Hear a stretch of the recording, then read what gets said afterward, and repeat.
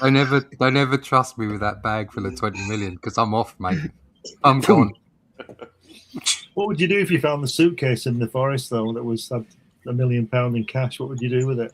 I'd buy gold and stick it in a trough somewhere. So you wouldn't hand it in? No, sod off.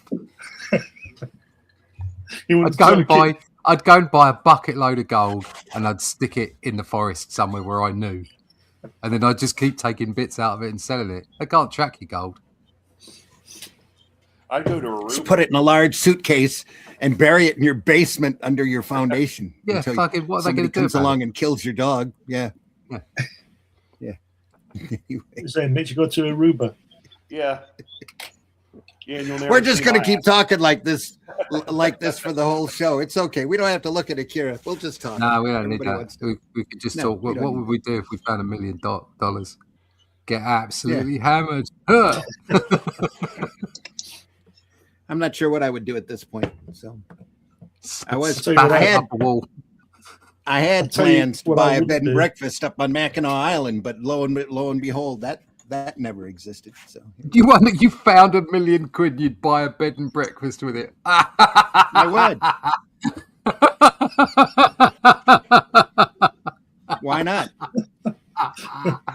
I'd take at least 10% of it and spaff it in Vegas. Well, that would be after that. Yeah, that's what you spend your profits on the bed and breakfast on. Profits on a bed and breakfast, nice. I applaud your sense of decency. Well, what I'd do is I'd buy the bed and breakfast and put you in charge, Randy, while I was going around the world. While you were going around the world spaffing the profit. As long as it was in a nice place, you get the hell out. I'll run it. Yeah, heck yeah, it'll be all right. Oh dear. Come on in, folks. It's Sunday Funnies for the 3rd of May. It is 3rd of May. Running the intro, and we'll get right into it. Here we go.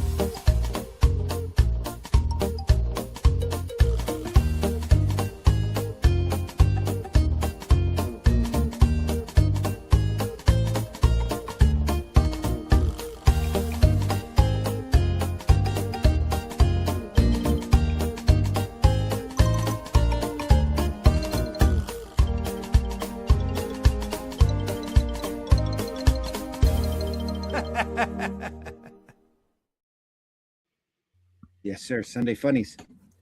I'm your host, Randy Zimmerman. I do Arrow Comics. Right now, my gig is The Atlantean, that I should have handy right there. The Atlantean, which I'm writing, that Russ Leach is doing the artwork on. It's great sword and sorcery adventures, folks. We're crowdfunding it through fundmycomic.com. The 4th campaign is closed at the moment.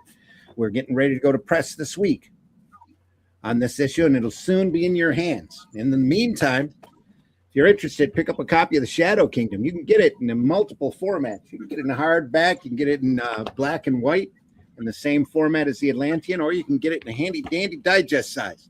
Let's go to Amazon, Barnes & Noble, take a look. Handy dandy. Handy dandy. That's right. Digest size and in color. Woohoo. Yeah. Great product for $10, folks. Really good. Anyway, hope you get a chance to read those. Very proud of the work that we're doing on it, and I hope you get to see it. Also, joining me this morning, Mr. Glenn Fleming. Glenn, please introduce yourself. Hi, everybody. My name's Glenn Fleming. I'm a writer, artist, and publisher. I write books and like this one about my trip to Jack Kirby's home in California. I also even design the interiors and everything. Got lots of pictures in there of me with Jack. When I'm not doing that, sometimes I draw children's books like that. It's a little green tree there. That's all cool. Color. Yeah. Yeah. Nice. And then when I'm not doing that, I design logos like that. Cool. And then when I'm not doing that, I publish magazines like that. And there's a new Comics Unlimited coming out in the autumn, Sword and Sorcery special, which is why I've done that. Yeah. So you can check that out soon, but these are all on Amazon, so just check it out. That's it. Do lots of things. Excellent. Also joining us this morning, Mr. Russ Leach. Russ, please introduce yourself. My name's Russ Leach. I'm the artist on the Atlantean, as well as a bunch of other stuff that you'll probably find out about if you go and look hard enough. You can find out more about the Atlantean if you go to russleach.com, sign up for the email list, and then we can tell you when your book is on your way if you've backed us, or when the next book is available, or when the books are available at retail. So just go to russleach.com, sign up for the email list. Please do. Also joining us this morning is Mr. Mitch Rogers. Mitch, Hello. Please introduce yourself. Yes, as Randy said, I am Mitch Rogers, a 16-year veteran of the horror comics industry. I am the creator, writer, and artist of the horror comic book series The Boger and the Flesh and Blood collection. Coming soon, Shivers, which I'm putting stories together for right now. Crowdfunding campaign coming soon. 16 years, that makes me feel old. I was going to say that would make you the newbie, except for Marv here. It's just gotten into comics. Marv, how you doing? Yeah, I was going to say that. Hi, I'm Marvi. I'm the youngest here. I'm from Portugal. Don't show off. And right now, I'm doing my graphic novel. I'm on page 38 of Moon. I just finished this morning. Check this out. Yeah, That looks awesome. Nice. Thank you. And I'll move on to page 39 tonight because this week I'll be at home. I'm taking some days off because holiday, some vacations, and I'll move on to a couple of more pages. Hopefully, it was supposed to be a 42 page, but storytelling and pacing made me, make more than that. So instead of making 4 more pages, I will have to make, I think, 15 or something like that. So having fun. And if you were working at Image, that'd be a 6-issue miniseries. Yeah. Very cool. Love it. All right. Today, folks, we are looking at, what are we looking at? Akira. We're looking at Akira, book 3. Allison wanted to be here for all of these Akiras, and I think she's only made 1 or 2 of them. Yeah. But we hope she's okay and healthy and doing well.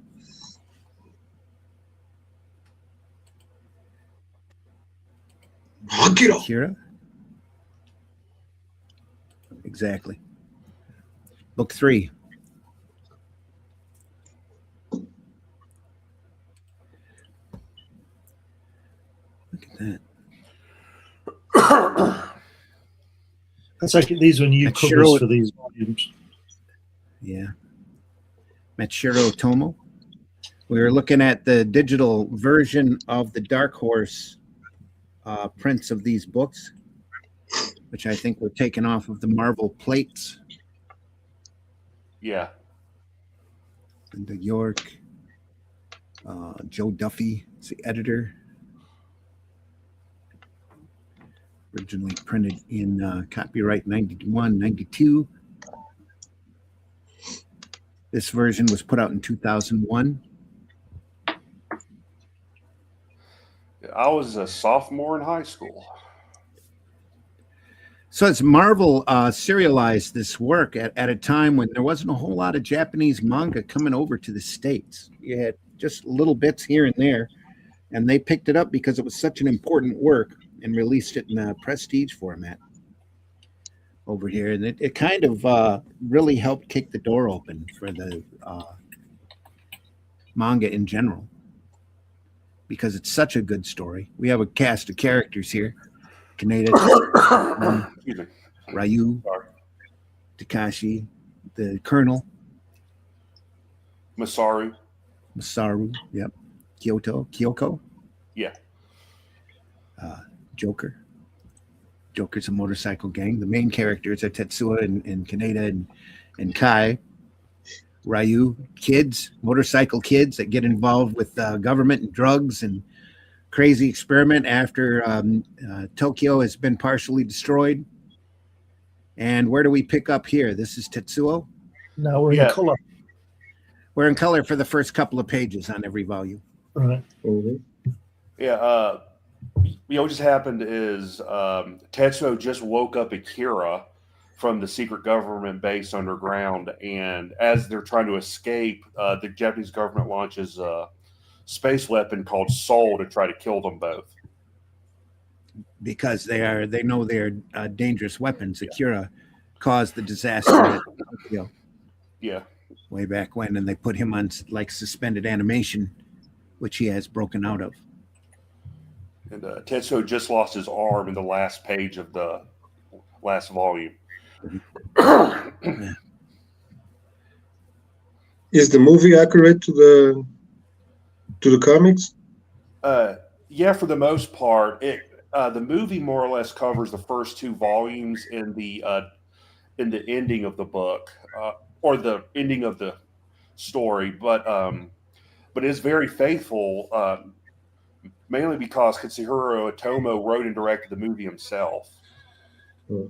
So like everything was definitely his final say. So it is very faithful. How did he lose his arm?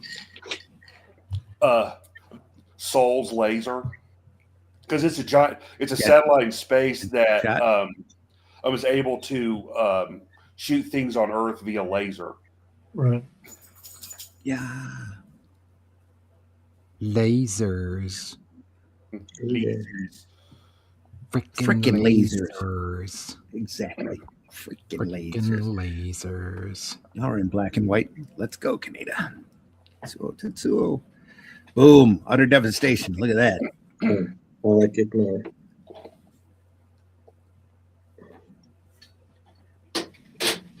Literally dubbed in English over top of the Japanese Kenja. Mhm. Sound effects are touched in. Focus on the area between coordinates. Yeah, when I saw the movie, I saw it in English. It was in school. I watched it in school. You watched it in school. That's cool. Yeah. Well, Yeah, our professor, our joint professor, told us about this. We didn't know Akira back in, I believe it was in '95 or '96, and yeah, we saw that, and we saw that Monty Python movie, the Bride movie. What's the movie? Life of Brian. Life of Brian. Yeah. We saw those two. Yeah. How cool is that to be in Portugal?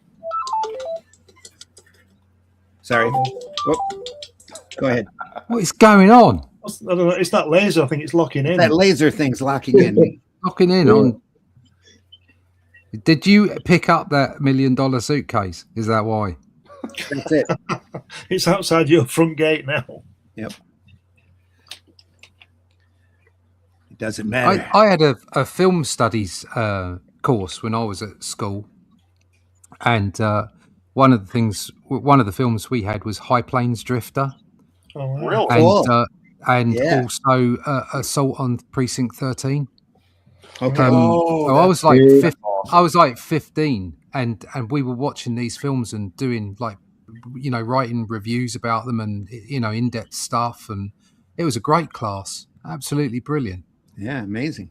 Yeah. Heck yeah. We have nothing like that over here in America.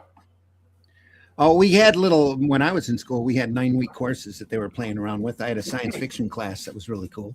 Got to read a bunch of good books. The trouble is all this stuff is not put in properly. It's like it was kind of quite new back then when they were doing this kind of stuff, but it was all it was all under the sort of the idea of being media savvy and understanding what was being written out in the media, and it was almost like an extension of English literature because we did English literature as well.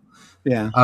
And so it was treated with a reasonable amount of seriousness. Sure. But it wasn't about. There was no politics involved.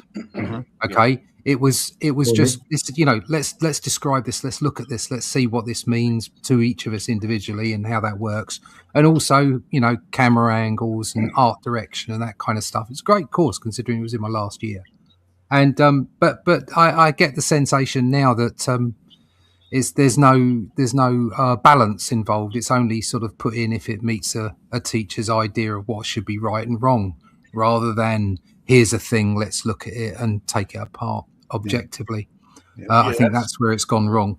Oh yeah, that's a huge problem over here in America. Yeah, is they teach more ideology than fact and objectivism. Again, the whole idea of schools in general in the Western world is just to turn out tax slaves at the end of the day and make you more manageable and less knowledgeable. And it's about telling you what to think rather than how to think. Whatever your political opinion, that's what schools are about. They're not about giving you critical thought. So, and whoever happens to be in charge at that point in time is the one that benefits from it, because you get churned out and you pay your taxes. Shut up. But no, best not be like that. His name is AKIRA, bring him to me. That school sorry. Go on, keep going.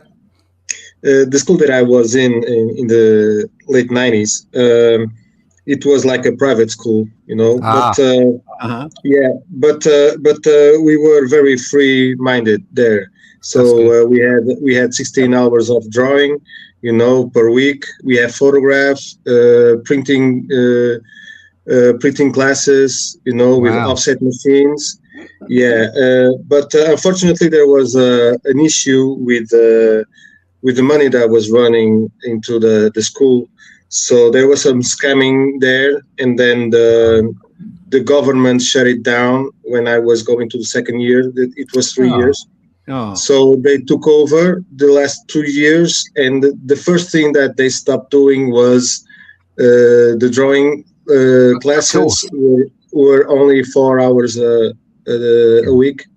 They stopped the printing. We stopped printing, we stopped the photography, and we started having more, normal classes than practical classes. And we hated it because our teachers back then were our colleagues. We were with them in bars.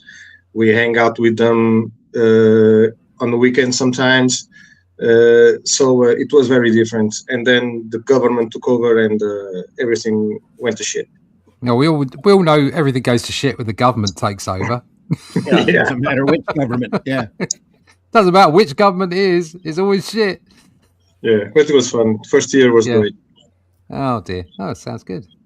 Yeah, sounds like a school I would have loved to have gone to. That's for sure. Yeah.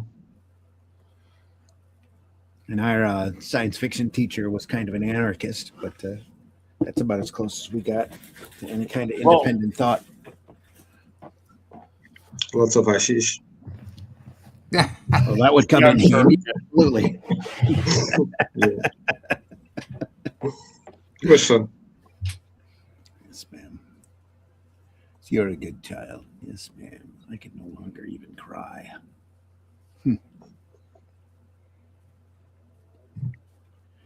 Back in this time, was they using already Clip Studio Paint, or was it still?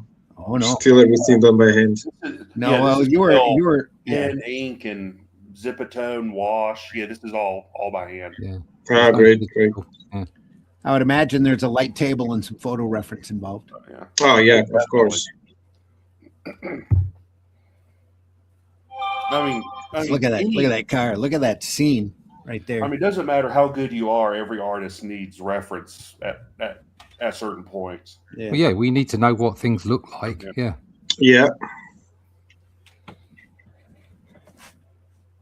I always use reference. I just look at what I'm supposed to draw, and then I put my touch in it.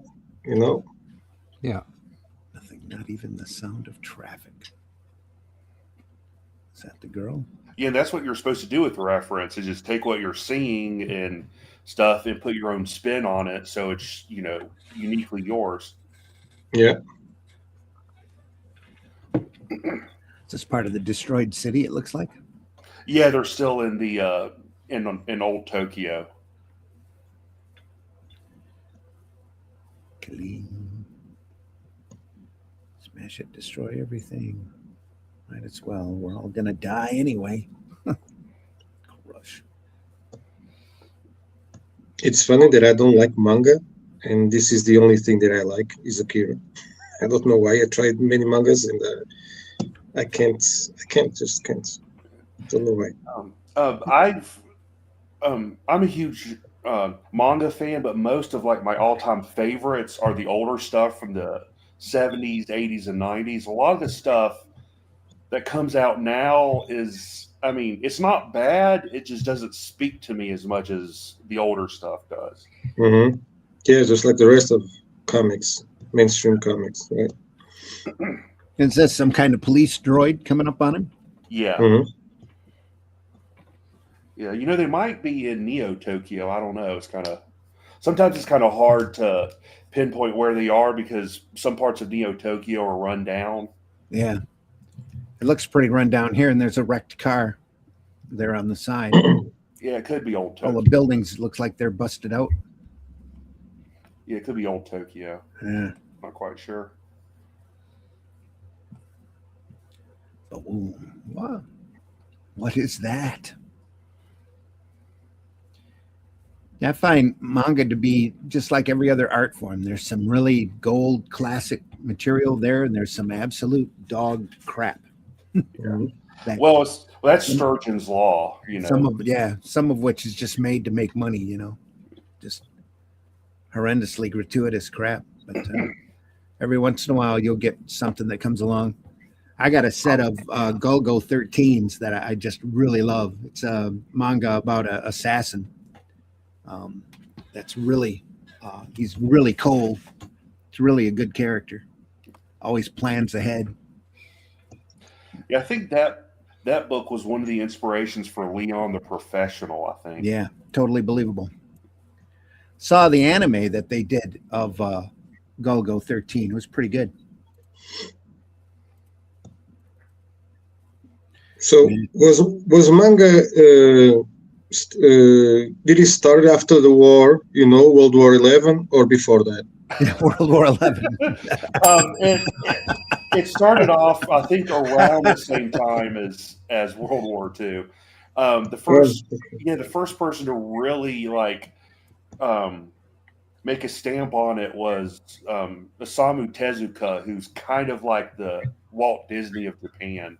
He's the one that really invented like the look of manga, the feel of it, the sequential storytelling. He created Kimba, right?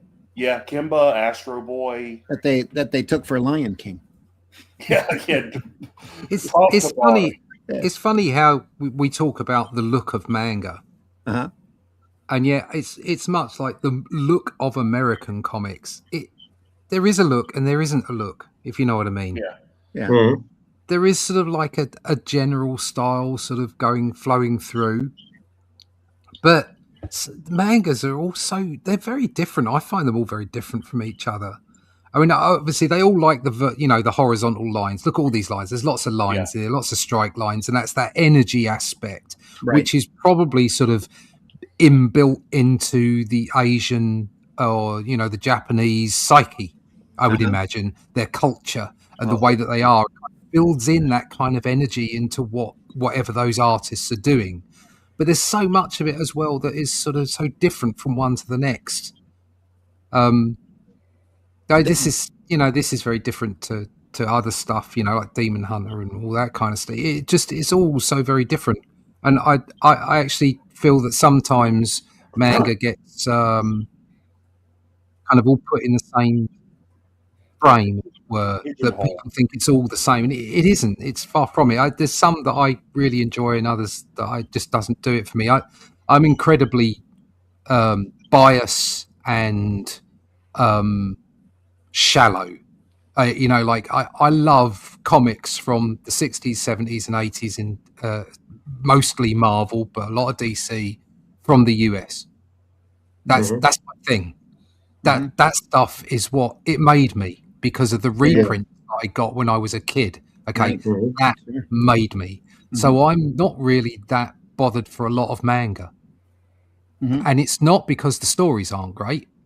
It's because I don't actually read a lot of stories. I'm very shallow. I just love the art. I love storytelling. I love to tell stories, but I'm not that interested in reading other people's. Yeah, I just really like the flow of the art. That I love seeing art that doesn't need words. I I love the flow. I love the flow of sequential art. It's a thing. It's built into me. I can't help it. Yeah. But that does mean that I have this sort of bias towards Americana rather than Japanese or even European art. And it's interesting because you can pick out so many real standout stuff from, say, manga or from European art and go, no, I love that. That's just like, that's so damn good. I mean, as a for instance, people could pick out British art as well and say, look at the 2000 AD stuff, or the Back in TV 21, or all the newspaper stuff that we did as well. So it's difficult for me to really enjoy manga in the way that everybody else does because I don't read the books. Right. I'm not interested in the story per se. I'm interested in the flow and the look of it, and I'm kind of drawn towards the slicker stuff. If you see what I mean? Mm-hmm. Yeah, Sure. I'm drawn more to the story though, and that's my big problem with modern manga is that the right to left thing just completely throws me. I can't read a story where I have to stop and remind myself to read in reverse. After 4 or 5 pages, I'm just totally frustrated and thrown out of the story so much I just stop caring, and that's it. But the manga that I have enjoyed, left to right, I think is really good. And Nausicaa, Valley of the Wind, that we call it over here, Nausicaa, is just genius work. Just absolute genius. Attack on Titan, which I've been able to read in left to right, also just incredible genius, just unbelievable stuff. But having to read it right to left just really throws me. No matter how good the property is, I just can't get into it like that because I keep having to pull myself out and assess every page as we go along, and it just drives me crazy. But Akira here is left to right, so it's been flopped and relettered into English. Yeah, here in Portugal is the original way. It's right to left, and it's crazy. The kids love manga so much. It just amazes me that they're able to read it like that because kids are still new to a lot of things, aren't they? Yeah, that's true. Yeah. They're still in their formative years. So because I was reading manga in middle school and high school, and of course that's the developmental years of becoming a young adult. So I think it's more like what you grew up with is what really is easy to you to read. Like I'm used to reading both American and European comics, which is left to right, and of course manga is right to left. So I grew up with both of them. So I don't really have a problem, I guess you'd say, reading manga right to left. But I think it's just like what you grew up with is kind of what your mind gravitates towards. So if you're not used to it, I can see where it becomes frustrating. Yeah, but I think it makes you more. I think it makes your mind more agile. I wish I'd read manga when I was younger, along with the other stuff that I was reading. Just like I wish I'd used my left hand more in general. Not in that way. Pack it in, you dirty man. I wish I'd used my left. That's your mind going there. You were the one that sniggered. I did. I wish I'd used my left hand physically more. Do you know what I mean? I wish I'd made things, done things, drawn even with my left hand more because it trains you. And when you're younger, you've got an open architecture. That's when to learn everything, Yep. Yeah. You start shutting down about the age of 3 is what I understand how it works. When you start telling yourself you can't do something. And that just shuts the door. That's something I had to go through with the kids when I was teaching cartooning because they all went, "Oh, I can't draw." And it's like, well, you can do a circle, you can do curved lines, you can draw. Here, let me show you how to do it. And it takes a little bit, but you get that occasional student where you see that puzzle piece come in and click in. That's what teaching's all about. And they realize, oh, all I got to do is this. Yep, it is. It's that simple. I just wanted to point out that we were looking at these caretakers here. They took out this whole group of vandals right in front of Kaneda and who's it, Tetsu? No, Kai. And all he's got to say is, whoa, harsh. Yeah, that panel is crazy. Taking care of the ruins. Look at these great city shots here. Yeah, that took a week.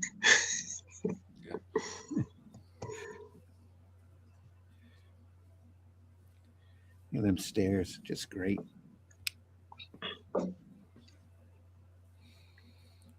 The thing that I admire about manga is the freaking detail. They spend so much time in details. They are so crazy about that. Well, a lot of times they have assistants that specialize in whatever detail they're going for. So if it's like I know the Korean comics are up like this. They have people that specialize in like drawing hands, another one in drawing jeeps, another one in drawing buildings, and then just pass the art from one person to the next. I'm currently having an existential crisis about detail. Mm-hmm. Whether to put it in or whether not to put it in. Yeah. I'm having a real sort of, should I be, and I'm only going to use these names because I know you shouldn't chase artists or styles. I'm just talking about as a general sort of, where should you go? I'm sort of, should I chase, Neil Adams as far as the way that he sketches in? Do you know what I mean? That kind of sort of like quite high density line weight, or you could even say it was Cyberforce. Mark Silvestri. Mark Silvestri. Look at the way he uses so many lines and the way that he fills his page. Or am I going sort of Batman Year One, or even or even sort of, if you look at maybe some of Sinnott's work over Buscema in things like the Fantastic Four, that kind of, because his work, you couldn't call it simple. It wasn't simple, but clean. it was really clean. Yeah. Really, really clean. So there wasn't a lot of detail. Like it was quite blocky when you think about it. When you put it compared to somebody like Silvestri, it's very graphic and very straightforward. And at the moment, I'm having that existential crisis. I thought I had a style mapped out. I thought I was kind of knew where I was going, and I'm like, I've stepped back from it and gone, shit. what do I really want? What do I really want out of my sequential art? What do I really, really want? But, and it's especially with, and then you look at people like I know the Flash Gordon guy, Alex Raymond. Yeah, Alex Raymond. And it's like you can look at his and go, oh, well, there's quite a lot of line work in it, but it's clean, it's beautiful stuff. You know what I'm? Yeah, he's got a fantastic tender inking style. Yeah, like Murphy Anderson has the same look to his stuff. Just gorgeous. Exactly. Yeah. And it's like, oh, where do I go next? All of his work on Flash Gordon is really tender, and then you look at his Rip Kirby stuff, and it's very, very urban, but still very clean. Yeah, and also like advertising, like Neil Adams' advertising art. Yeah, and also I'm getting to a point now where I've done a lot of work where I've kind of done this sort of pseudo-realistic style, I suppose. But I don't want to be the illustrator. I don't want to like sit there and take my work to the next level where I start painting and start really sort of putting in these beautiful, rendering and all the rest of it, because there are guys out there that already do that wonderfully. And it's not a competition. I'm not trying to be better than them. Okay. I'm just thinking, what suits me? What's really gonna hit the nerve? Do you know what I mean? What's really gonna make me go, yeah, I'm getting it. So I'm kind of thinking, do I now sort of move back and kind of go more sort of that sort of Sinnott sort of, straightforward approach? I don't know. Like I say, I'm having an existential crisis. You want to appear to be an artist. You want to convince me that you're an artist. I don't care how detailed it is. I don't care whether it's less than perfect. If it's original, it comes from the heart and makes a statement that appeals to people like me emotionally, I just love you to death. There you go. That's an appropriate insert There there. you go. An appropriate insert. Did you see that? Oh yeah, I showed you last time that that piece I did for the back of issue 4 with Cole fighting the sort of the monsters, monster. Yeah, whatever they were. Yeah, that was a simpler look. I kind of went for a sort of a quick thick brush on that. Yeah, and I kind of liked it. Do you know what I mean? It was kind of, and also the other thing that's really important is to find you. I mean, Glenn's really big on this. Is like finding yourself, finding what you really are, what your style actually is. Yeah. Rather than what maybe you think it should be. It's it's all part of being an artist. Yeah. Yeah. It took me a while to really find my style because I kept, when I started off, I kept trying to be like the people that inspired me. I kept trying to make my art look like Bernie Wrightson, look like Sam Keith, look like Richard Corbin. And eventually I just started drawing things the way, I guess the way I see them or the way that I'm able to represent them. And that became my style. Yeah. Yeah, no, absolutely. That's the thing. That's the ticket. Finding yourself in it.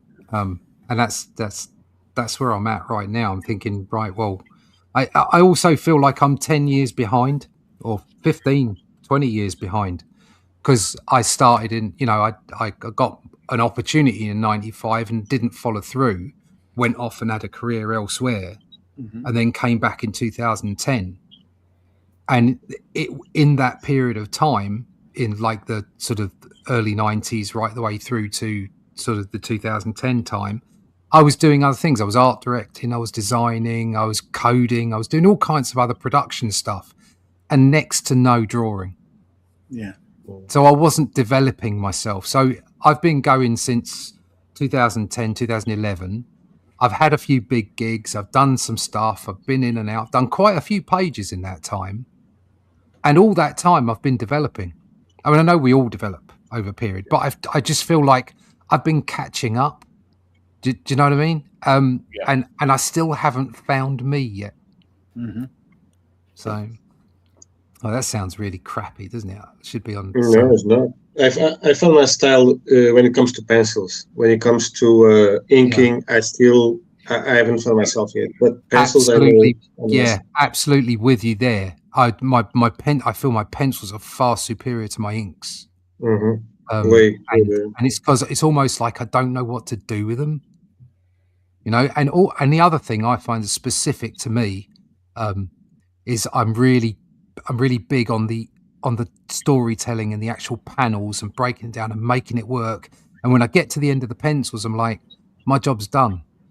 Yeah, I don't want to ink it. Just don't want to ink it. Yeah. But obviously, I have to because of the way things are now. So that's bonkers. But, well, you could do what they did, what Marvel was doing in the early 2000s, just go straight from pencils to coloring. I mean, I might think about that. The next book I'm doing, I'm going to do most of it digitally, so I'm not even going to pencil per se. I'm just going to do it because I want to get it. The speed is of the essence on this one, and there'll be a few pages that are original art. But I'm going to have to find a process that works. What about pencils and printing directly? Just no inks and no. Yeah, that's coloring. What Mitch was saying. Yeah, I might think about that. Then I might actually go back to actually penciling on a piece of paper then, rather than digitally. Yeah, that's great. Glenn would be proud of me. I'm always proud of you, Russ. That's bless. There you go. Love you, Glenn. But what you were saying before about having a crisis, I think we all go through that as creative people. Yeah. The bottom line is that you can look at Joe Sinnott, you can look at Kirby, you can look at Buscemi, you look at any of these fantastic artists that we know and love, Bellamy, all these people, anybody, and you think, I like the way they do that, so you do that into your own artwork, and then you leave a bit out because you don't like that bit and all that. But at the end of the day, you find your own style, because that's what one is, that's what you are, and it's I think you always get there in the end. But I would urge you to do that colouring. Because you might find another you that you thought, well, I'm enjoying this, at least enjoying it. Well, I've kind of been putting it off because I'm still trying to make some money. Of course, yeah. There's always. I've been kind of shoving it off and doing what I know that I can do. Yeah. As quickly as I can, with reasonably. Oh, look at that! That's fantastic. And it's sort of putting off till when I retire or semi-retire, because I'm never going to retire completely. That maybe I can start saying, right, okay, I'm going to start investigating painting now. Yeah. But so that is a thing that I want to do. A lot of artists have done it. Look at Karl Barks did it. I would never. I'll just say this the way I'm thinking it. When Frank Frazetta said what he said earlier. Yeah. Have you noticed how people? This might sound like bitterness, and it might be, but have you noticed how people like him and Paul McCartney and anybody who's really, really, really, really good always says, "Oh yeah, just do it. It's great. I love you because you." Oh yeah. And they know full well. Frank Frazetta knows full well nobody's ever going to paint like him. No one's ever going to paint like him. No. McCartney says to you, "Oh yeah, learn how to play the drums," and he's a really good drummer as well. And he's not noted for that, but he is because he does the whole thing.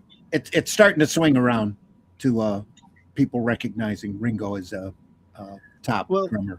I'm sorry, but I've always thought he was a decent drummer. Yeah. No, I mean it's gotten to the point now where they're able to they're finding individual tracks and lines and stuff. Yeah, and they're able to sit and listen to what he actually did, and they're like, "Holy crap, that's amazing!" The point being is that even Ringo could turn around and go, "Yeah, get yourself some drums, mate. He's a multi-millionaire." The thing about the thing that people are seeing now about Ringo's start, and I have to say this because it's true. I've been thinking this since I was 16, which is quite a while ago now. What Ringo does is not.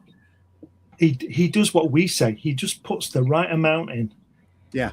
And as much as I like Led Zeppelin and John Bonham and Keith Moon, they just knock the fuck out of the drums. Ringo doesn't. He's really subtle. Yes. It's not about him. Yeah.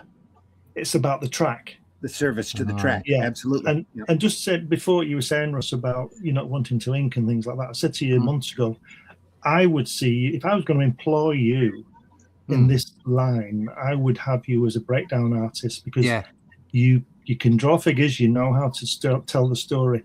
And I was going to say earlier, I was just listening, it was interesting, that this work that we're looking at now is an absolute masterclass. And we used that term before. Yes. I'll use it again. An absolute masterclass in storytelling and the use of perspective. Yeah. Use of camera, just amazing. Yeah, the figures are great, of course they are. But it's like with Mobius. When you look at Mobius, have you noticed how Mobius always sets his characters in an open desert somewhere, a big expanse? There's a lot of open air stuff in Mobius. Huge space. Yeah. And not afraid to set in a scene, is he? No, and this stuff is so claustrophobic. You can't even say it. Claustrophobic. It's entirely the opposite. Because we're right in this city, there's all these lines and all this stuff. But when you look at a Mobius thing and he does it in the desert, it's like because I'm for 6 million miles. Yeah, it's all about the storytelling. Yeah. And I would, if I had a comic group, I would employ Russ Leach as a breakdown artist. Right. Because I think that's your strength. That's just my opinion. Well, that's what I love most. That's the thing I love most is telling the story. I can see it. But then I kind of switch off afterwards. Well, your inks are pretty good anyway, so don't worry about that. But I try. That's where it's like Stan Lee did the Kirby. Yeah. Kirby can ink. Kirby can letter. I've seen it. Yeah. But his strength is knocking those pages out, Oh, which yeah. sounds Yeah. derogatory, but I don't mean it that way. No, You know, that's what he did well. And that's why, in my opinion, again, is that the reason that John Buscema's Conan was so good was because, have you seen his breakdowns for those Conan? I've seen some breakdowns. Some of them are just so loose. He just does about 3 lines for the page, and then Alfredo Alcala goes in with that pen and brush of his, turns it into that.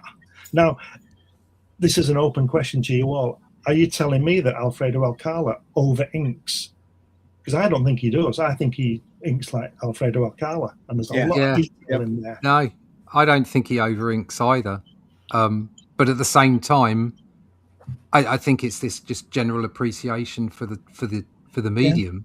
I love Alcala's inks over John Buscema's work. I really do. I think it's gorgeous. But I also love Buscema's own inks. Oh yeah. And they are so much looser and so much less. He only puts in what he has to. He's very economical with his inks, and I see them both equally, even though one has probably far more man hours put into it. Yeah, simply because the number of lines that Alcala would put on a page, the amount of ink that would be on a page, and yet I see them both equally. I see them both equal. Yeah, that's because there's space for all art. Exactly. Yes. Yeah, and you have to get over that in your own mind. Yes. With your own style, you have to get over the fact that your style doesn't look like other people's stuff. It has to stand on its own merit. But we all have to go through the process of the agony of thinking, I want to draw like Joe Sinnott. I want to draw like exactly. Yeah, exactly. Yeah. Just want to point out this panel and how much it reminds me of Mort Drucker's work. Yeah. Yeah. It's more of a caricature than a cartoon. It's the inking style. Yeah. Just amazing work. Yeah. The nails on the fingers and that kind of thing. Yeah. Right down to the finest detail. One thing that's always annoyed me about, just any artwork, not just comics, with fingernails is it doesn't matter how far away from the camera or the viewer the hand is. People always want to draw the fingernails. And a lot of times, if it's a hand far away, it just looks like stuff's on the tip of your fingers. Yeah. You got to be careful when to. And if you look at a photograph, most of the time you can't even see the fingernails on someone. We should look at. There's a TV21 artist called Ron Embleton, and he painted Stingray. And he paints the fingernails, but he doesn't do a line. He does a different flesh color, a lighter flesh color for the fingernails, and they look absolutely fantastic. And it doesn't hurt your eye. I'm gonna have to look now. Yeah. At that. Hang on. It's like she already looked. Stingray. Yeah, it's gotten to the point with me where unless a hand is like completely in view, heavy detailed, I don't even draw the fingernails. Yeah. Well, do you remember Steve Ditko when he used to do Spider-Man? He'd do a long shot Spider-Man, and he didn't put any webbing on him, on his suit. It was just the red was just open because he knew that from that distance you couldn't see it anyway. And if you put it in, if you put that finer line in, you wouldn't see it. And if you put a thicker line in, it'd look a mess. So he just leaves him open. If you look at those Steve Ditko ones. I think Mike Wieringo did the same thing when he was doing Spectacular Spider-Man. He didn't do the webbing if it was far away. Yeah, because it's you got to leave it open, otherwise you're going to ruin your drawing. Yeah, and if you know what Spider-Man looks like, the webbing's still there. Yeah, that's right. Yeah, but it's like it's like when you're putting in scenery, you don't have to put the scenery into every panel. That's because it's about emotion and energy and telling a story. It's not about illustrating the world in every panel. Yeah. And that's where our medium wins over things like photography, because photography is everything's going to be in it. Yeah. But the way we win on this is that everything in the panel is in focus, even if it's 5 miles away. Yeah. But on a photograph, it won't be. Yeah, I've got a Stingray book. I'm looking for an artist on it. I don't know if it's Embleton or not. Let's see. I'll tell you whether it's Embleton. Show me. All right, give me a second here. Back.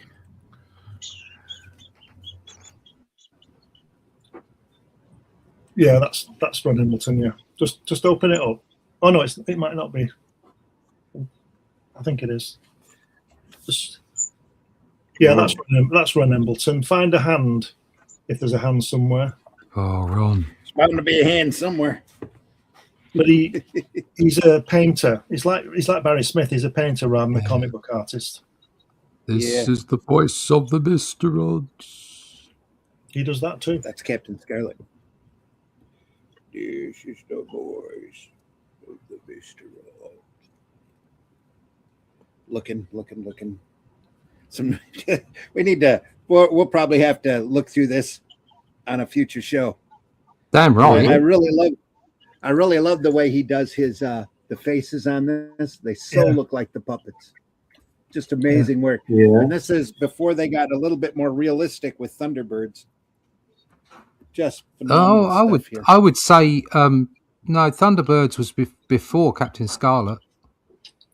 Yeah, this is and oh, was Stingray, is it? Oh, right, okay. Yeah. I thought it was Captain Scarlet because Captain Scarlet that started to get a bit more realistic, didn't it? Stuff. Yeah, it did. Yeah, the head count and the whole body proportions got a lot more realistic with Captain Scarlet. I'm not seeing a hand, but like I said, we'll have to look at this at another time.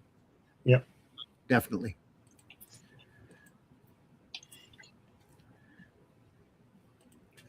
There we go. Meanwhile, back at the ranch, that looks like a inked over caption photocopy with a bunch of speed lines behind it. Yeah, is that possible? Well, we said this before. It's bad reproduction, whatever it is. Yeah, it's just literally been thrown together. It's quite criminal, I think, that they would throw it together like this. Like I said before many times, these are bitmap scans. They're not proper scans. They're not JPEGs. Yeah, you're seeing a lot of detail drop out and stuff. Yeah, especially like line work here. It certainly doesn't do it justice. No. So you always use the army. I'm going to overlook that remark.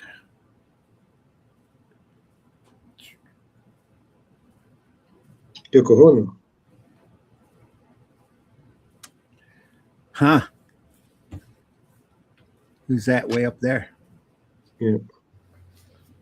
That's one of Lady Miyako's followers.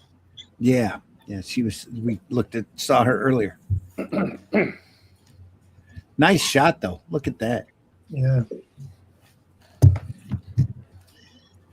Not afraid to take chances with camera angles on this. Not at all. Really great.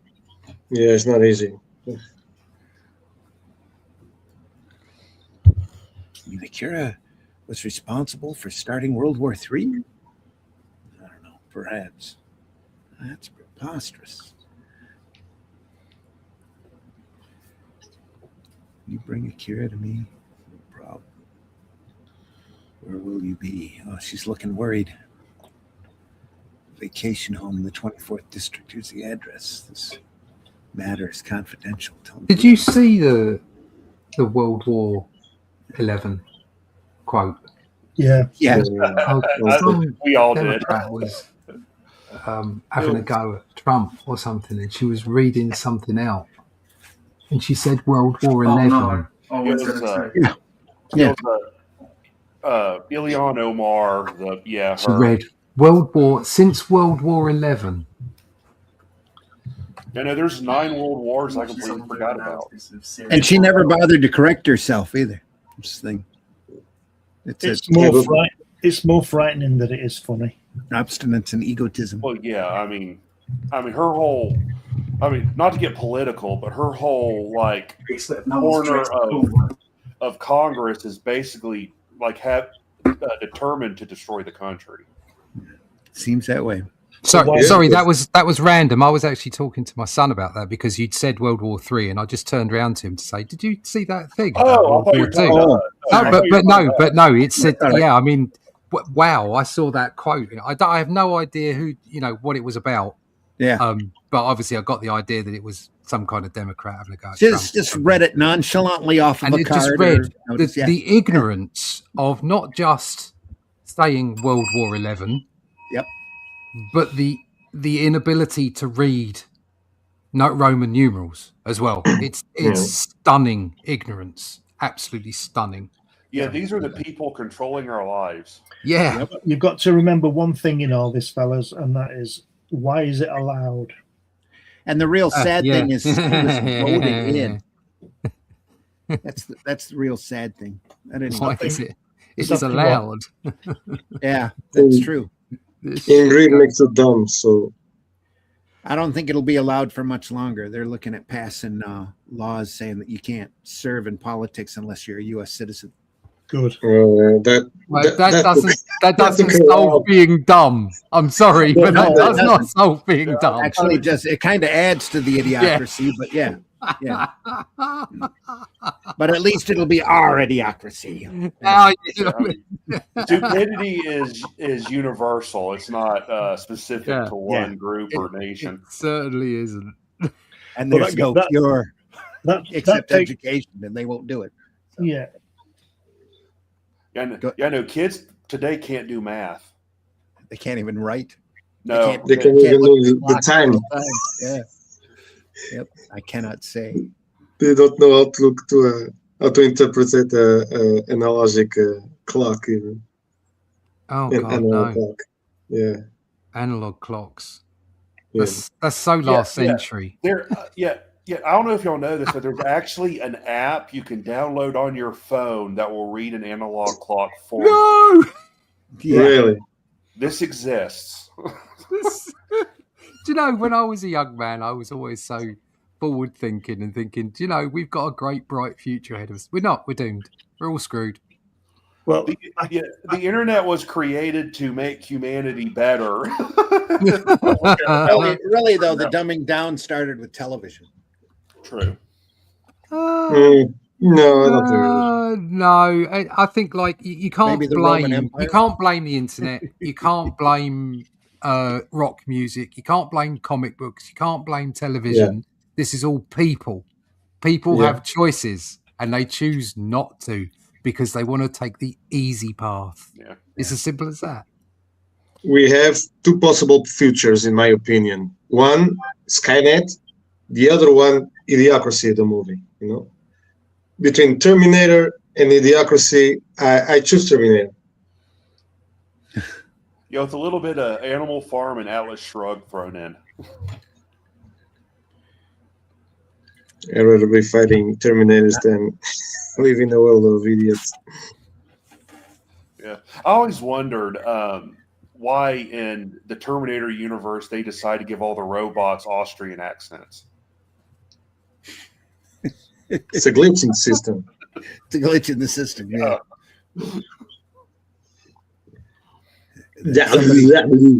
Somebody at the main office says, you know what? Since we're building it to look like Arnold, why don't we have it talk like Arnold too?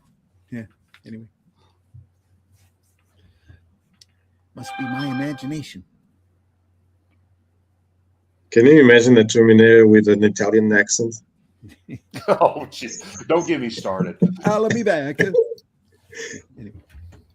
I will be back. Hey. Hasta la vista, pizza pie. Yeah. You know, like he can't shoot a gun because he keeps doing that thing with his hands that Italian. Yeah. Yeah. Folks, the chat is open. I mean, you're welcome to join in on the discussion. We don't have any comments here on the board yet, but I know the chat. We probably offended everyone already. No, the numbers are actually really good.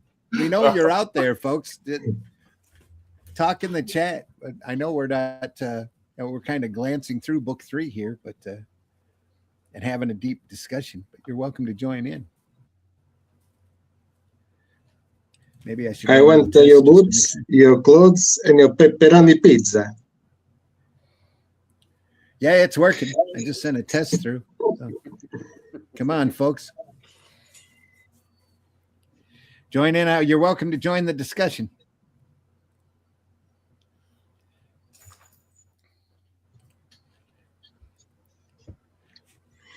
What? Well, that's not good.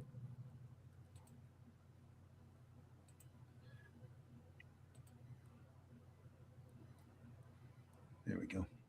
Oh, It's a nice living room. Kind of mitered for a little straight on.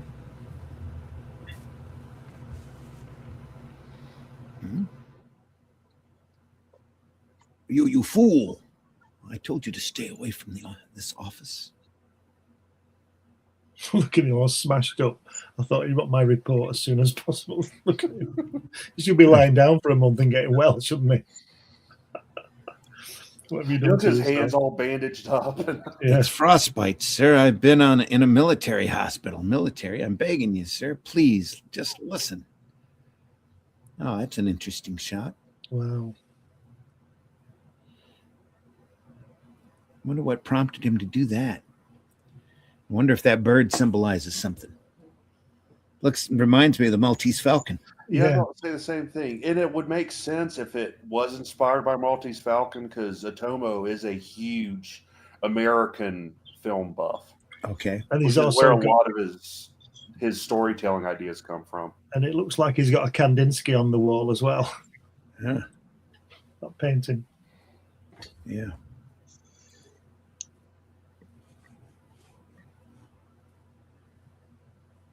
Crazy. yeah, I think Ron Jeremy was inspired. That character looks like a Japanese Ron Jeremy, right? Very few people are going to get that reference, Marvin. Yeah. You have a dirty, dirty mind, and I like you. Well, just came to mind because looks like him, but Yeah. Japanese, the Japanese version. Yeah, his name Nezu is Japanese for rat, which is kind of a foreshadowing. Okay. While you were out of commission, our party revised its policy. In the near future, we expect to be able to attack the government quite openly. Wow. We've acquired a secret weapon of our own, which will be arriving here shortly. We'll just concentrate on getting well. I appreciate the information you brought me. Thank you for all your good work. Clean? Slam. One thing that I noticed when I was a kid, I had the chance to, I don't remember the story, to have an English version of a Marvel story. And back before the 90s, we didn't have any publishers that were translating the comics from the United States. So we got the stuff from Brazil 1 year later than the United States. So, but what I want to say is that I noticed that when they changed the size of the books, because the printing in Brazil was maybe almost half the size of the American printing, they usually didn't put some panels in the Brazilian version. Does it apply to when it comes to Japanese and American, or they can basically put everything in the same book, in the same page? A little confusing, no? What I said? Yeah, I'm pretty sure that they're printing this direct off of each page. They're not cutting and splicing anything. Yeah. Just changing the the Japanese kanji to English and the sound. Yeah, but that's different discipline. It's only a flop page. Yeah, we arranged it. Flop. Yeah. The proportion might be different with the size of paper, but the basic total frame of the page is the same. Okay. Yeah, over here we had the Sal Q Productions ended up picking up the IPC contract for 2000 AD. And they would print it by the page, but the American comic is more rectangular than the 2000 ADs were. So they would take the artwork and stretch it and it would look Yeah. terrible. Yeah. Well, that sounds to me like somebody didn't think of that Yeah. before they acquired the rights. Yeah. Oh, they never do. I mean, They never do. Yep. Well, it fill up more space, just enlarge it top and bottom. So, Well, I mentioned weeks ago about the Trigon Empire. They did that on my hardcover book. There are big spaces where the panel has been run round because the page size was different.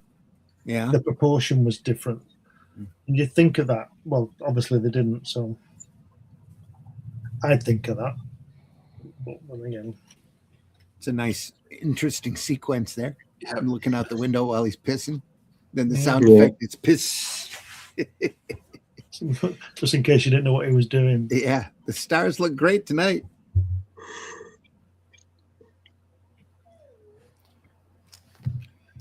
Oh, look at that.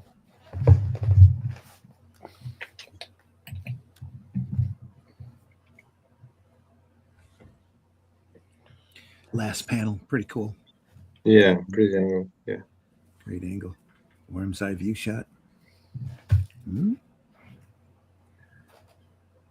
Oh, you see somebody walking around? See that center panel there with what we were talking about before about fingernails. Look out the guy in the background. He's got no mouth. Yeah. Mm-hmm. Yeah. But we know it's there. Right. He's just got his mouth closed. That's a good shot. You can see why the guy moved into cinema, can't you? Mm-hmm. The director. I'll tell you what, if you were filming this, you'd be there for months doing your setups, wouldn't you? Get these angles. Yeah. There's someone upstairs kidnapping him. Look at this. I don't know if this is incidental or intentional here, the way that the arm flows into the bottom panel. Oh, yeah. Yeah. Oh, yeah.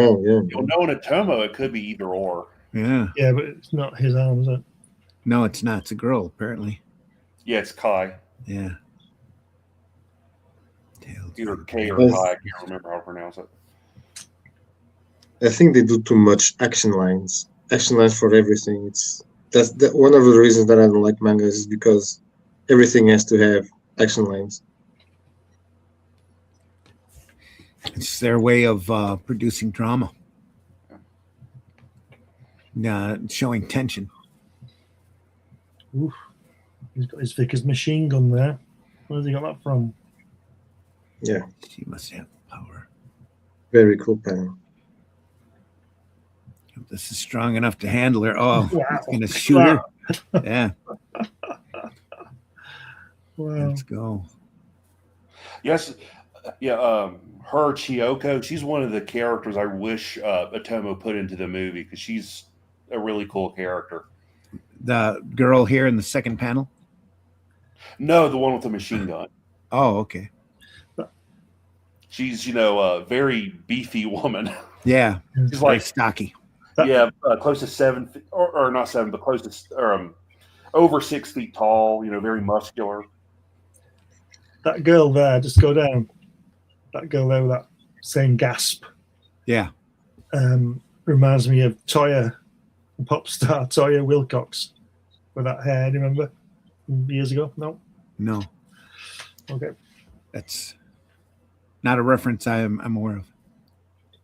It's code 5 alert, though.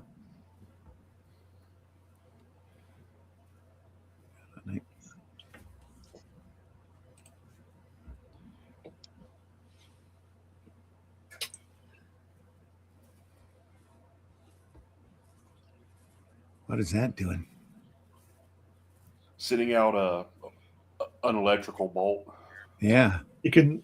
It's like War of the Worlds. You can hear that going dum dum dum dum dum dum dum before it fires. Yeah. Bazapkum. What was that? It's coming from outside, but which way? Slam. Sounds like round back. Oof. Well, that's really American, isn't it? Around back. Round back. Yeah, that's American. We'd say around the back. Zim.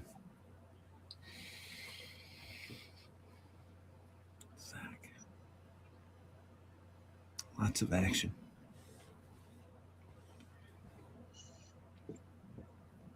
Oh, look at that.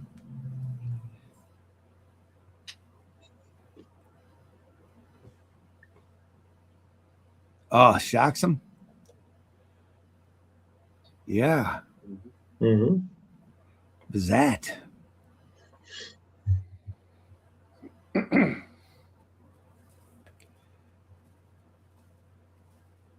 Yeah, cease and desist. Attempt to breach the peace. Kind of reminds me of Judge Dredd a little bit. Citizen, cease and desist. Yeah. RoboCop 2. Yeah, this was written by Frank Miller, and it's in the movie too. I'm running.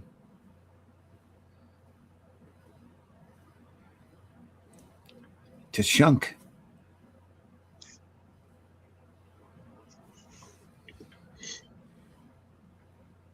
Twip. Number 15 to base. Base here, everything okay? Just a bunch of usual crap. Give me a rundown.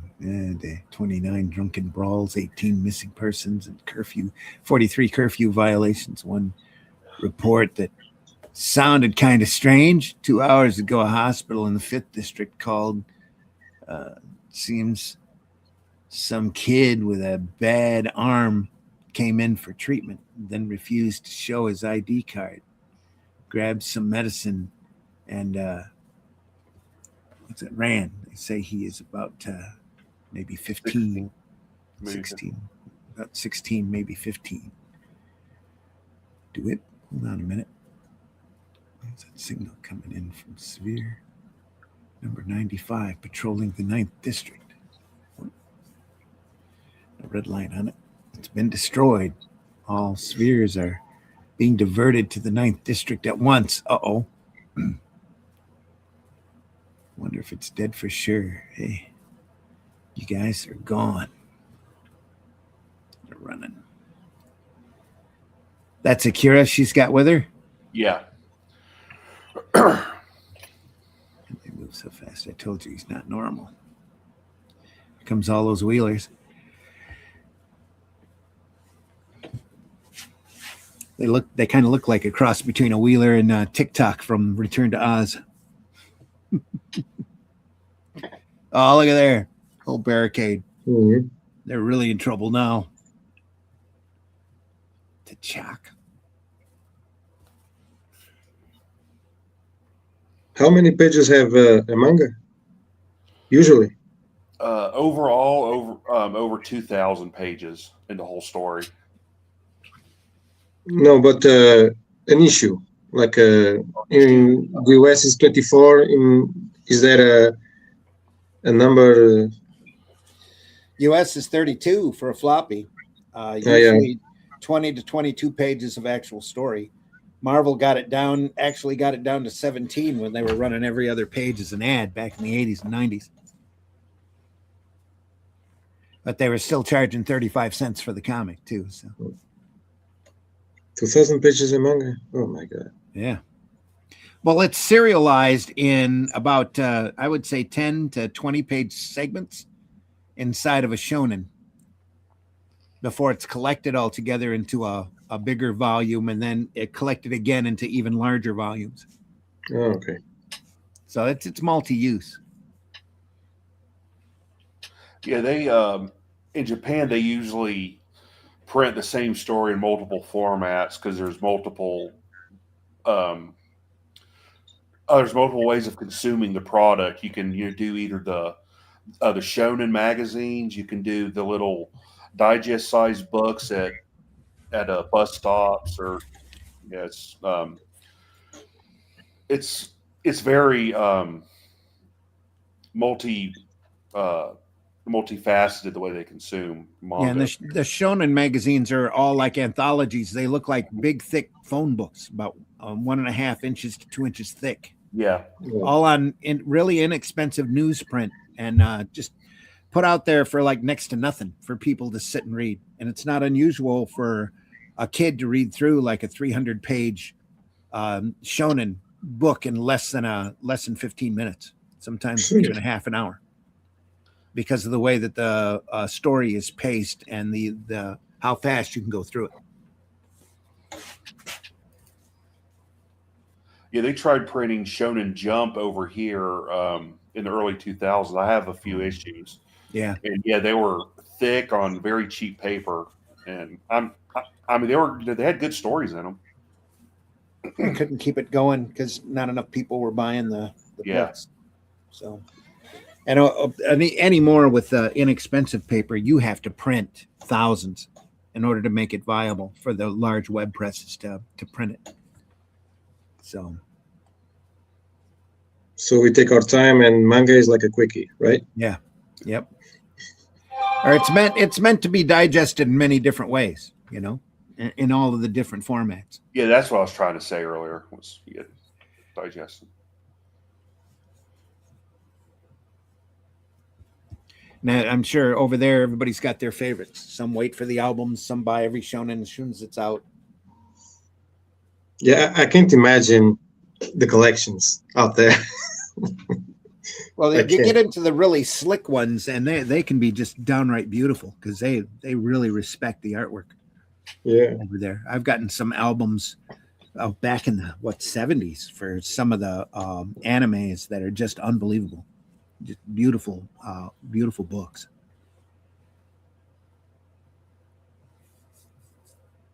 If I run across those, we'll look at them. You have to look at those from left to right, or right to left, I mean.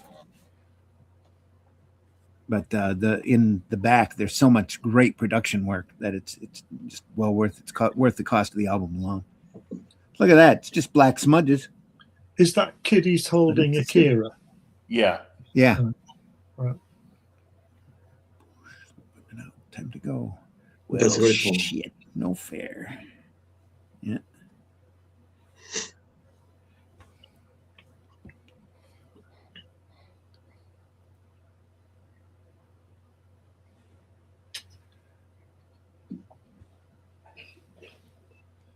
Yeah. Somebody hit the camera. Yeah, it's like Canada. Canada hit the camera. I think so, with the cinder block. Yeah. It's the last image we got from this before it was destroyed, Colonel. Yeah, I think the thing that lets this down is that the guys all have the same haircut. Even the girl has the same haircut. Apart from Shaggy you know, Kai and all their mothers. They've all got the same haircut, and it's difficult to tell who's who because with them all being adolescents, none of them are sort of fully developed, shall we say. That's the problem I have with it. Yeah. I knew that guy is there. He's obviously That's the Colonel. The Colonel. Yeah. But all the others have the same haircut and the same expressions on their face and the same body shape because they're all 14, 15. You know, the girls aren't developed, if you understand what I mean, and that kind of thing. Yeah.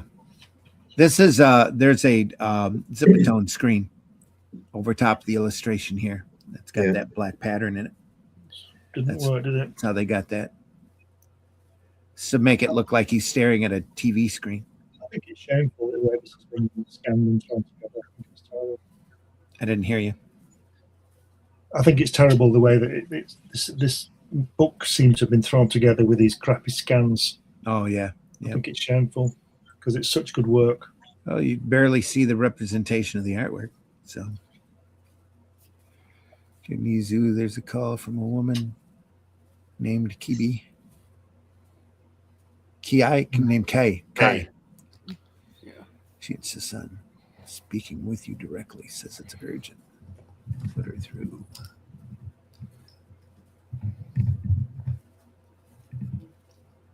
Go away, I don't want to be disturbed. Sir, Lady Miyako wants to see you, sir. She's sending an escort.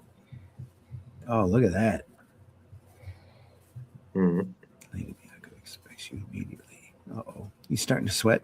Yeah, he's feeling the pressure there, isn't he? Yeah. He knows he's in trouble.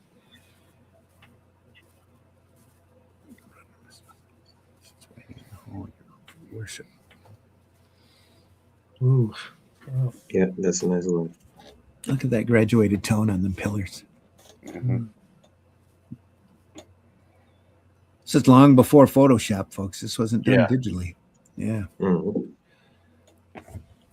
Ink wash.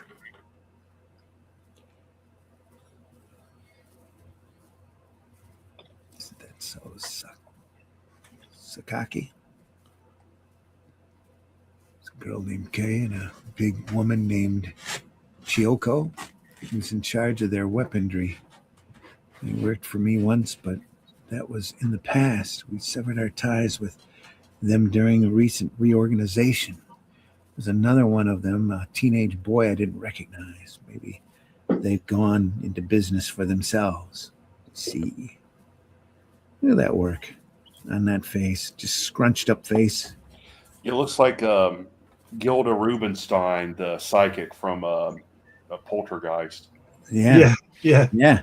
Mhm. Yeah. Yeah. Even with the cure in their possession, they're not in a position to exploit him without help. Sooner or later, we'll be forced to contact you. As soon as I hear, I'll send you word, my lady. Interesting side panels here. All men are born with certain abilities, certain limitations, and even a man of great limitations may imagine himself a man of great capability. If such a man found within his grasp an object of great power, would be useless beyond his ability to control. In his hands, that object would be wasted and come to nothing. Do you understand me, little mouse? Make it up now. Thank you for sharing your wisdom. I won't forget it. Phew, that was close. What a miserable wretch he is. With avarice written on every line of his face. There's no time to lose. You must bring me Akira before that little rat is completely beyond control.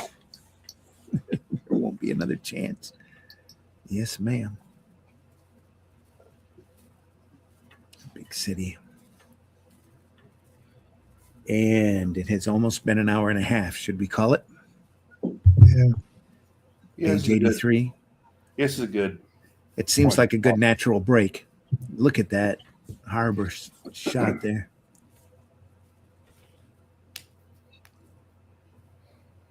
All right, we'll break it there at page 84. Yep. And pick it up next week.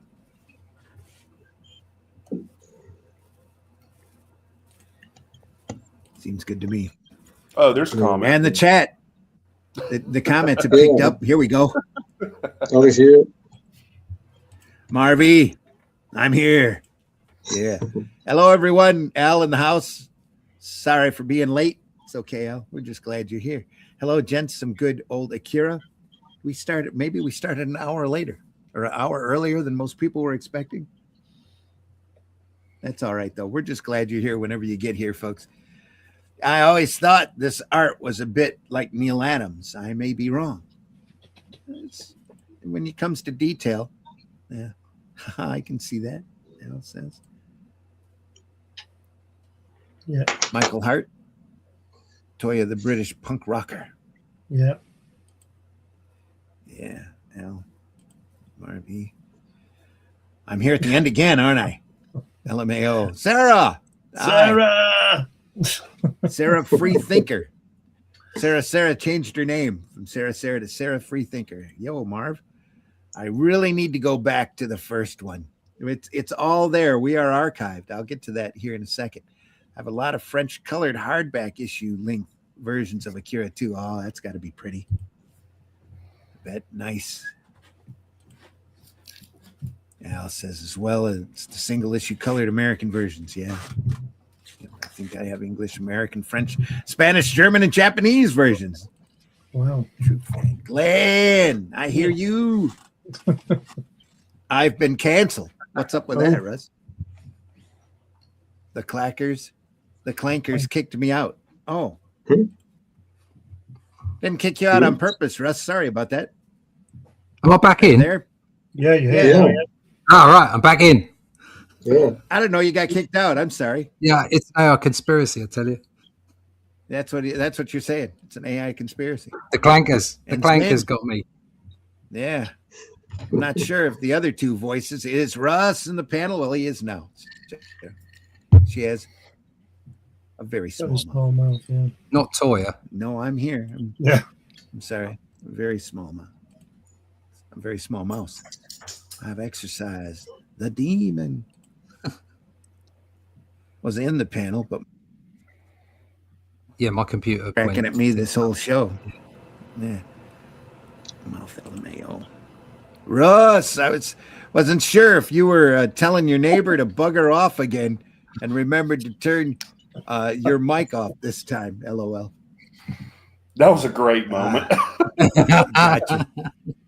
No, my mic's on. My neighbor never returned. Never returned. Oops. Never came back. You don't have to explain that one. Marvy. Yes, that's the accent. Freaking love. Oh, you love the Latin boys. Russ. You must have been gone for Well, you're Randy, still your mic's talking. off. Your mouth. Yeah, you're like a really bad kung fu movie at the moment. What have you done?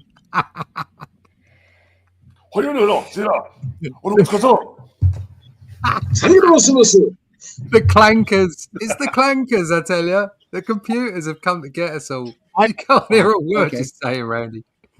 You back? What? That's fine. No. Oh, you're back. There you go. No, you're not. Yeah, I'm back. Yeah, I'm back. I'm back. Your Murata stream was better. Arg. Yes, and I've been with a few. What, been Latin with a boys? few. Oh, Sarah. I don't need to know that. I won't let you live that one down, Russ. Everybody's laughing. All right. Talking of Toya, Glenn, I saw her the other day. Yeah. Gosh, Doing she's what? looking good for her age, I tell you. Yeah, she's great. What with Bloody hell. with Fripp? Yeah, I think she Yeah. may have had some work done. Do you know what I mean? Yeah, but she had some good work done. Yeah, it's good work. There we go. Yeah, she looks great. Yeah, She does, yeah. How old is she? She's got to be like I'll tell you how old she's 64. 64. Yeah, Christ, she's doing good for 64. yeah. And Robert Fripp's about 78 of them now. Yeah, lucky man. Yeah. Folks, we're going to pick this up next Sunday, 9 a.m. Yep. Eastern time. Hope you stop by. Akira Part 8. All right. Is it going to rival Watchmen? You just didn't know you seeded to know it. You didn't know you needed to know the it. word No. seeded is not the appropriate word, Sarah.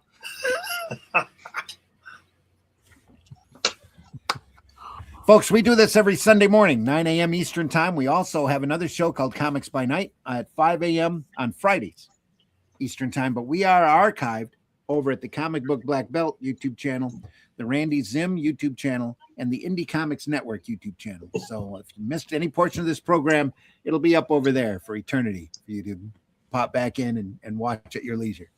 So we have a lot of other episodes over there as well. Like Glenn mentioned earlier, we went through all of Watchmen and longer than Watchmen, but took us 14 years to go through that. just Well, I was a young man when we months. started that. Yeah. just 4 months. We were all young men when we started. Anyway, needed an LMFAO. Not that far off my pension now. All right, Marv, why don't you tell folks how they can find you? Yeah, you can find me on Instagram, Marvy Mr. Scene, if you want to check out how I do my stuff. I ended today, sketching page 38. And also, I have this thing here, beautiful. Oh, yeah. Lovely.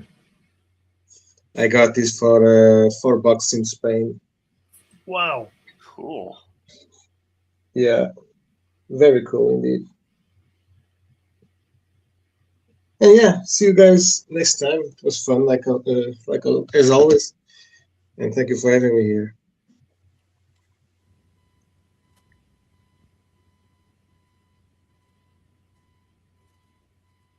He's gone. Okay. Well, we're just keeping you on the screen for all the ladies. Yeah. Oh, You just can't get the staff, can you? We can't hear you, Zim. no, we can't. No. Nope.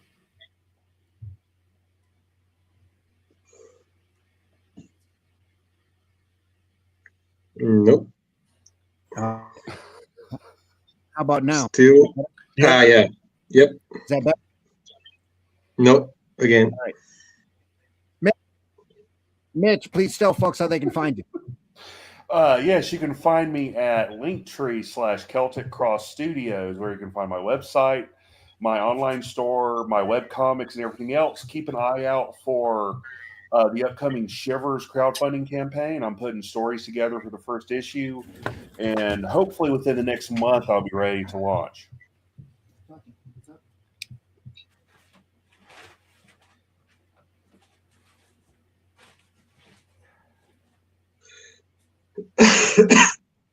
Your turn now, Mitch.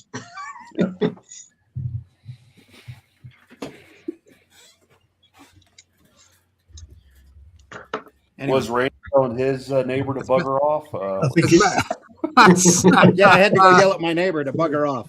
That's it exactly. Just bugger Bugger off. off, neighbor. I just wanted to grab this. Ugh. That's what she said. That's what she said. Okay. Mark, Oh, look at that. Yeah, thank you. Oh, have we been there's through a that Flash yet? Gordon book for you. Have we been through that? No, When I did just you got get this about a month ago or so. I got And 3 that's of the them. next. That's the next one on the list, mate. Yeah. It's all the, Oh, it's yeah. all the Flash Gordons and Jungle Gems set up in tabloid Wow. size. you see, They're just whoever, beautiful. whoever designed that book and published it remembered the shape of the panels, Yeah. Yeah. Mhm. you know, Yep. rather than run everything round and wreck it. Yeah. Some Look thought. at that. went into That is gorgeous. That's fantastic, isn't it? Look at that. Yeah. And That's it's big. big too. It's Yeah. Yeah. huge. Yeah, it's It's pretty huge. huge. Dude. And there's Looks 3 like of them. We'll be newspaper on. size. Yeah, it is. We'd be on that forever. But anyway, Not a that'd bad be a way little to bit go. longer though. than our Akira Yeah, show. it's all right. You know, Yeah. that's got to Oh, be our that's all epitaph. beautiful work too. Yours is bigger than It's mine. It's all bigger. That's what I heard. This one is tiny. I can tell you 2 things that are true. my schlong is not as big as a subway, and I am banned from all subways.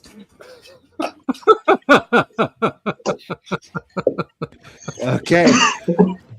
Well, you know, Russ, tell folks how they can find you. Since you're drinking your Yeah, coffee. you can find me at russleach.com. Sign up for the email list there. We'll tell you all about the Atlantean, where it is, where it's at, what it's doing, what the next issue is, and where you can get the latest versions. russleach.com. Sign up. All right. Next one's in production, folks. So here we go. Yes. That print file goes to the printer this week. It does. Probably what? Yep. Monday, Tuesday? Tuesday. Yeah, I mean, Tuesday. All right. Cool. Glenn, please tell folks how they can find you. You can find me on this show on Sundays, on the other show on Fridays. You can find all my work, or most of my work, on Amazon. So if you put my name in Google, something will come up. But if you go to Amazon, you'll be able to pick up all of my 12 books. So go and look at lots of magazines on there. So go and take a look. Sweet. Al says, ha at every hot dog seller. And I think they were talking about the size of the books. And folks, I've been your host, Randy Zimmerman. Like I said, we do this twice a week. You can find my work over at, look at Amazon, Barnes & Noble. Make sure you go and Okay. Can listen, Randy. Oh. Say what? No, we can. We lost you for a moment. You need to buy yourself a new mic. Yeah, It's a stupid wire. I just need to replace it. yeah, that's the wire. Then do so. All right. In the meantime, folks, go visit your. Get some dust covered. Am I still choppy? Yeah. Wow. We don't know unless you speak. Is that any better? Yeah. Are you there? Yes. Yes. Mhm. Okay. We're still here. All right, folks, that's it. Yeah. See ya. We'll see you on the next one. Take care, everybody. Das Make Vidania. sure you leave Yeah. this industry in better shape than what you found it. Buy alternative and independent comics, especially ours. So be good to each other. Have a great week coming up, and we shall see you on the next one. Take care, everyone.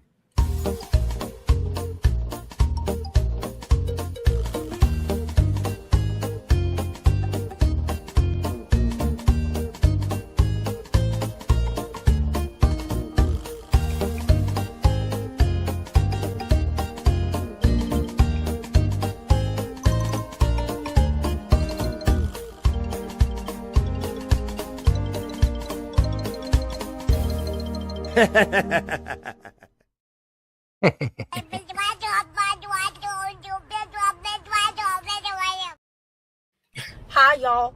It's time for Appalachian Word of the Day. The word of the day is trauma.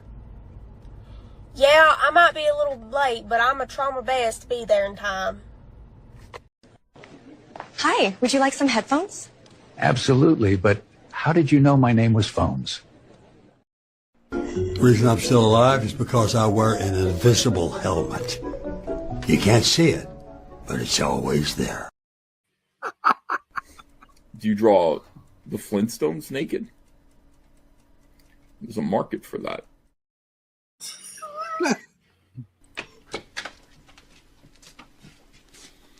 Bye, Jack.